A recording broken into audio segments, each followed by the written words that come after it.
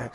یہ صرف میرے آقا کی شان ہے کہ ان پر کوئی انگلی اٹھائے تو جواب رب دے رہا ہے, جواب رب تعالیٰ کی طرف سے آتا ہے. کیسے کئی آیتیں ہیں آج تک ہم تلاوت کرتے جا رہے ہیں. ایک بار گستاخی کی ہوگی لیکن لعنت اب قیامت تک ہوتی رہے گی. ابو لہب نے کہا تھا کہ محمد کیا تو نے ہمیں اس لیے جمع کیا؟ جب حضور نے پہلی بار دعوت دی تھی تو اس نے برے جملے استعمال کیے. کہا تبن لک یا محمد, تیرے ہاتھ ٹوٹ جائے یا تو برباد ہو جائے اے محمد صلی اللہ علیہ وسلم, معاذ اللہ رب العالمین. تو اس نے جب یہ جملے کہے, میرے آقا صلی اللہ علیہ وسلم کو پہلی مرتبہ کسی نے نازیبہ جملہ کہا تھا, کیونکہ جب تک آپ نے اسلام کی دعوت نہیں دی تھی کوئی گالی دینے والا نہیں تھا مکہ میں. جہاں اسلام کی دعوت دی گالی پہلی آئی تو حضور کے قلب خاطر پر بہت ہی اثر پڑا. رب تعالیٰ نے آیتیں نازل فرمائی, تبت یدا ابی لہب و تب, رب تعالیٰ کی طرف سے نازل ہوئی. اے محبوب آپ کا نہیں, آپ کو برباد ہونے کی بات کر رہا ہے وہ. ابو لہب کے ہاتھ برباد ہو جائے, اسے نہ اس کا مال فائدہ دے نہ اس کی کمائی فائدہ دے, حتیٰ کہ اس کی بیوی حمالۃ الحطب, اس کے گلے میں پھندا پڑے گا اور اسی میں مرے گی وہ. یہ سب بشارتیں اس سورے میں آئی, ہو بہو وہی ہوا.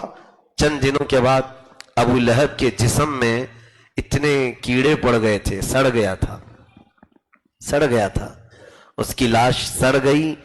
اور پھر اس کو مکہ والوں نے مکہ سے باہر نکالا اس لیے کہ اس کی بیماری کسی کو نہ لگے. ایسی بربادی کہ اس کے ہی بیٹوں نے, 3 بیٹے تھے, انہوں نے گڑھا کھود کر کے ڈال دیا لاش کو مکہ سے باہر, اور اتنے پتھر ڈال دیے کہ کہیں سے اس کی کوئی چیز نظر نہ آئے. اس کی اولاد نہیں. بربادی کس کی ہوئی؟ اللہ رب العزت نے نبی کی طرف اٹھنے والی انگلی کو ہمیشہ دفاع فرمایا اور سخت ترین جواب دیا. اور پھر ایک بار اس ابو لہب نے یہ بھی کہا تھا, حضور کے بیٹے کا انتقال ہوا تو اس نے کہا کہ محمد ابتر ہے. ابتر اقطع کہتے ہیں جس کی نسل کٹی ہوئی ہے. حضور کے کوئی بیٹے نہیں تھے تو اس نے یہ بات کی. اللہ کے حبیب صلی اللہ علیہ وسلم کو ناگوار گزری. رب تعالیٰ نے دفاع کیا, انا اعطیناک الکوثر, اے محبوب ہم نے آپ کو خیر کثیر دیا ہے. فصلی لربک وانحر, آپ اپنے رب کی عبادت کریں, قربانیاں کریں. ان شانئک هو الابتر, اے محبوب آپ نہیں, آپ کا دشمن کٹی ہوئی نسل کا ہے. اور آج تک بتاؤ مجھے ابو لہب کی نسل ہے کہاں؟ ابو جہل کے اولاد کون ہیں؟ اگر کوئی فخر سے بولتا ہے تو اسے سامنے لاؤ, کوئی نہیں ہوگا. اور آج چاہے کتنا بھی بگڑا ہوا کیوں نہ ہو, وہ ابو لہب اور ابو جہل کی طرف اپنے نسب کو ہرگز نہیں منسوب کرے گا.